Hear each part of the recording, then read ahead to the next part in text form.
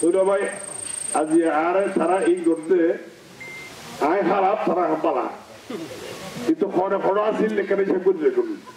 কক্সবাজার সদর উপজেলা পরিষদ নির্বাচনে আনারস প্রতীকের চেয়ারম্যান প্রার্থী মুজিবুর রহমান বলেছেন, বিগত কয়েকটি নির্বাচনে যাদের নির্বাচিত করেছেন তারাই তার বিরুদ্ধে অবস্থান নিয়েছেন। বৃহস্পতিবার সন্ধ্যায় সদরের PM খালি ছনখোলা উঠান বৈঠকে মুজিবুর রহমান একথা বলেন।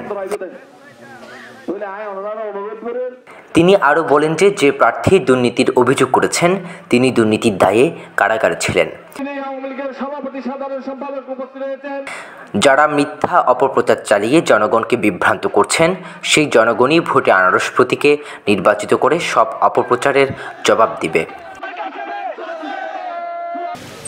এবং চেয়ারম্যান থাকাকালীন আত্মজীবন জানাও করে ইনশাআল্লাহ আই কোনো সময় দুর্নীতি ন করি কিন্তু যারা জিয়ান এটা নির্বাচন করিবার লাই অজ্ঞ নেতা যে দূরের কিছুরা আর দুর্নীতি দমন হয়ে নে আর বহুত ধরনের হরানি করছে বহুত ইনকোয়ারি করছে বহুত তলায় চাইয়ে আর ব্যাংক করে চাইয়ে আর সাথে লেখে ব্যাংকত আসতে ই ওর জব্দ করে ফেলে তো এর সমস্ত এই গতিরা আর তারা আরো শুরু নেওয়ার কারণে মাননীয় প্রধানমন্ত্রী কেল্লায় আরো পছন্দ করে আর এত বেশি পছন্দ কেল্লা করে বিষয়ে একবার আর সাধারণ সম্পাদক বাড়ি জেলার পর্যায়ের থেকে আর আজকে বালাদা হনে সংগঠন বালাদা হনে আর আবারও সব সেক্রেটারি বাড়ি তৈলে আয় দুর্নীতি বাধা তৈলাম আয় এই যে দেশত উন্নয়নকারী করলাম মানে প্রধানমন্ত্রী দুইবার আর বানাতে গিয়ে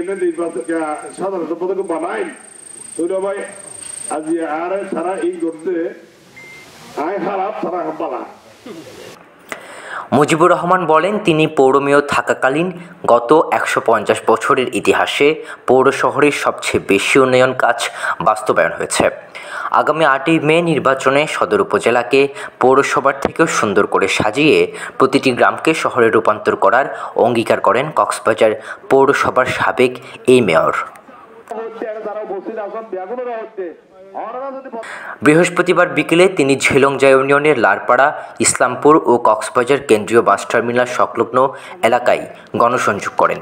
পরে PM খালি ইউনিয়নের ছনখোলা ও পৌরসভার 12 নম্বর ওয়ার্ডের লাইট হাউস পাড়ার উঠান বৈঠকে বক্তব্য দেন মুজিবুর রহমান।